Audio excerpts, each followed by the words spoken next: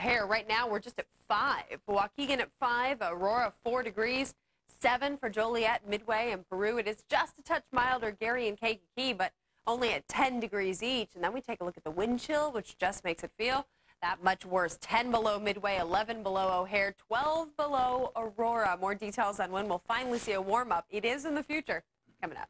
All right, thank you, Megan.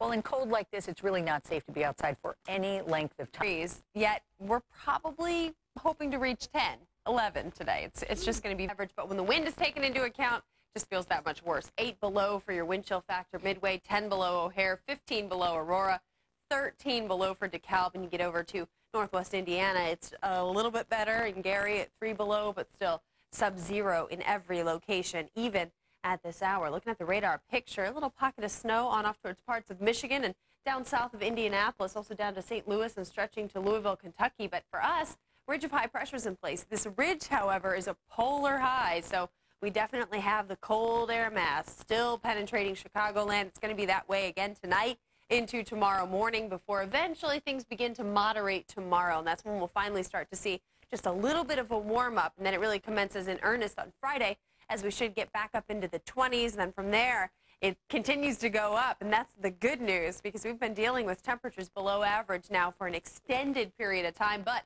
it looks like we're going to find temps in the mid-30s this weekend, and especially into the beginning of next work week, where temperatures could flirt with 40 perhaps on Monday, and that would be absolutely amazing and something we haven't felt in a long time. But the problem is we've got all that snow on the ground, so attention will turn to flooding as we see some runoff from the snow melt, as well as perhaps some ice jam flooding here that we're going to watch as well throughout the course of the weekend and into the early part of our next work week. Otherwise, we're talking about cold weather, though, today, but lots of sunshine, 11 degrees your high. The sun came up at about 6:54 and will set this evening at about 5:16. It could be the coldest night yet, with the actual temperature expecting to drop to about 5 below, but we won't see as much of a wind out there, so we're likely to stay out of that wind chill advisory criteria. It's still going to be brutally cold tomorrow morning, and the high temperature tomorrow should be at about digits below 0.